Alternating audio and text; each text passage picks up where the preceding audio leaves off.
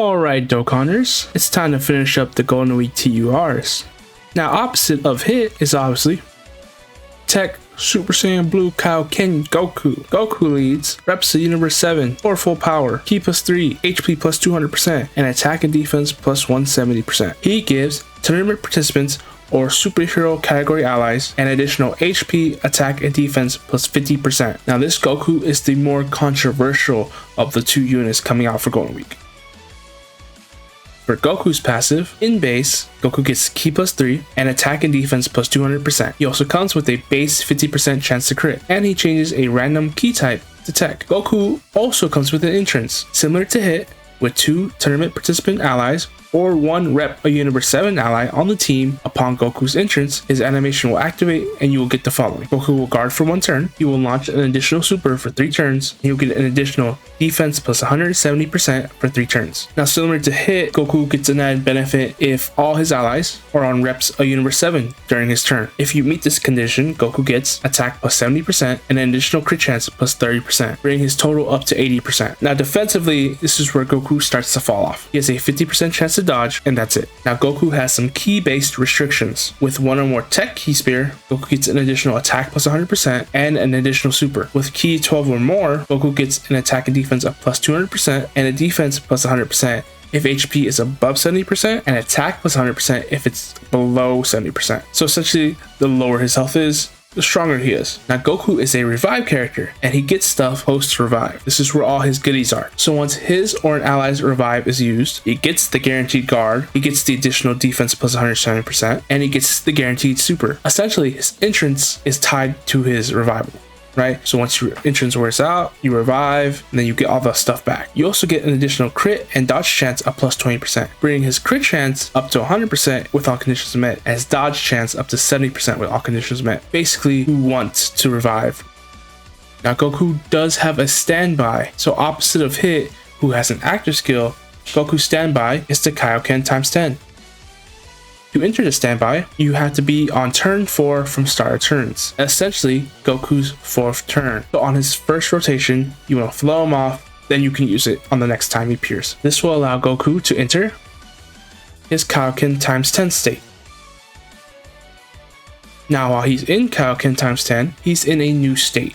So his new passive is base form, gives him Ki plus 10 and attack plus 200%. He also changes the entire field of orbs to Tech. Now Goku also comes with some key based restrictions in his standby as well. With every Ki Spear obtained, he gets attack plus 10% and crit chance plus 10%, meaning with the entire field of orbs, he'll get 230% attack and 100% crit chance. He also gets dodge chance of 10% before attacking. Keep in mind this is before attacking, therefore they want you to put him in slot 1. And then with Ki 10 or more, basically this is free, gets attack plus 159%, and with 10 plus Ki Spears obtained, you will launch an additional super. So you get the huge attack buff, the guaranteed crit, and the guaranteed dodge before attacking. Now the standby is for a revive, similar to 23rd World Tournament Goku. So when a character is KO'd on rotation, Goku will revive with 70% HP, and he gets attack plus 159% for the revive counter. So essentially, they want you to put Goku in slot 1, grab all the Tech Spears, and then watch him do a lot of damage, and then die. Now let's get into the real controversial aspect of this Goku, his super attack effects. His 12 Ki in base, the Kaioken God Kamehameha, raises attack and defense plus 50% for 1 turn and causes immense damage to the enemy, but it sacrifices 5% HP. And considering you could do multiple supers, you could lose double-digit percentage. Now that's just in base. When he goes into his standby times 10, his new 12 Ki, the 10 times Kaioken God Kamehameha, raises attack by 100% for 1 turn and causes immense damage to the enemy, but it also sacrifices 10% HP, so it doubles it.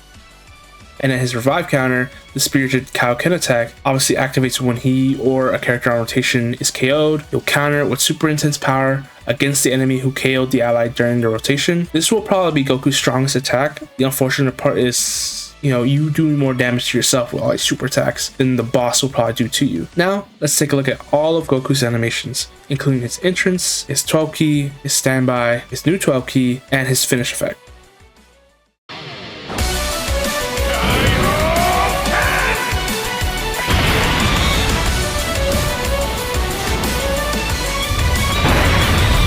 Pulled it off!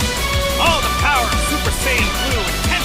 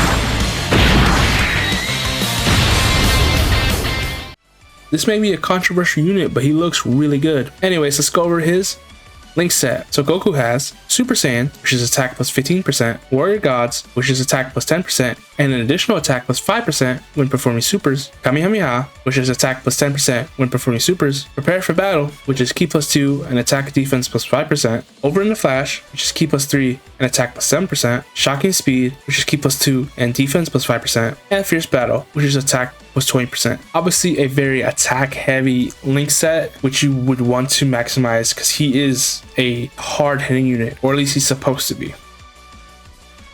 Now, what's the best case scenario for this Goku? Honestly, I just hope his team gets better. Last year, Reps Universe 7 got buffs, the 6-year anniversary is easy aid, but this year that team is not strong. We'll have to rely on UI dodges and not killing ourselves. Right? Goku is a glass cannon, suffice it to say. The additional attack and crit chance that he gets from a full Reps Universe 7 lineup goes a long way when he has to crit and he has to do additional damage in order to make up for the fact that he's hurting the team. And then you just want to get to a standby and die. Flow him off, go into the standby, grab all the orbs in slot 1, and then die.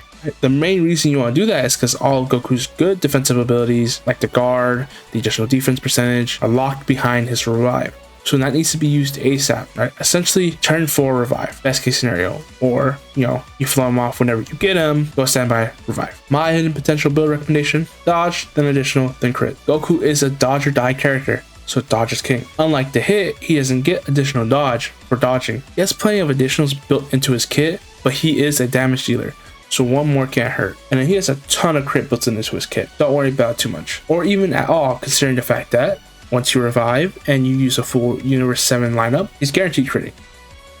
Now, this being a Goku unit, he's on a ton of categories. This Goku in particular is on Pure Saiyans, Goku's Family, Power Beyond Super Saiyan, Kamehameha, Realm of Gods, Full Power, Powerful Comeback, Master Devolution, Final Trump Card, Bond of Parent and Child, Bond of Friendship, Bond of Master and Disciple, Reps Universe 7, Superheroes, Turtle School, Tournament Participants, Earthbred Fighters, and Accelerate Battle. A ton of very strong categories. The only problem is I don't see you running this Goku on any categories besides his own.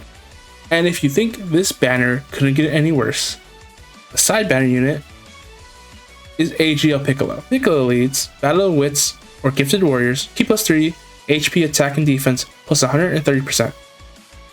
Now for Piccolo's passive, in base, Piccolo gets defense plus 200% and attack plus 500% when attacking. Now you see the big attack stat. We'll get into why that's not as good as you think in like 2 seconds. Defensively, Piccolo comes with a 50% dodge chance, a 70% damage reduction. Now it all looks good, but just wait for the hook. An additional defense plus 40% up to 200% for every attack evaded, and then we get into the bad part. For every attack received, Piccolo loses damage reduction of 10%, no more than 50%. So he wimps out to 20% damage reduction, and he loses attack by 50% for every hit, no more than 500%. So he loses all of it. Now, this being a side banner unit, he has some restrictions. For 4 turns from the character's entry, Piccolo is sealed, so he cannot super. So that attack stat be meaningless if you're unlucky, but he does get an additional 20% chance to dodge. So 70%, blow him off, maybe you get lucky. After the 4 turns are up, Piccolo gets ki plus 3, and he gets attack plus 500%.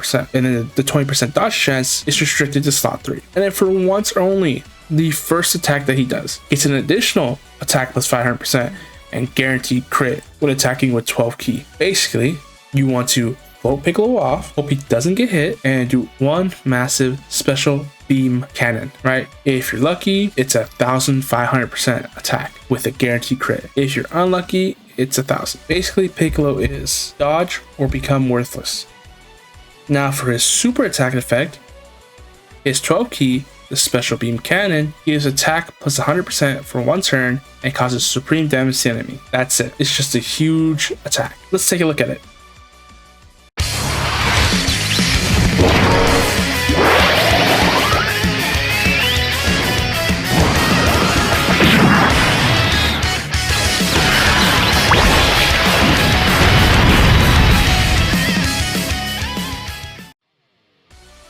Anyways, let's go over his link set.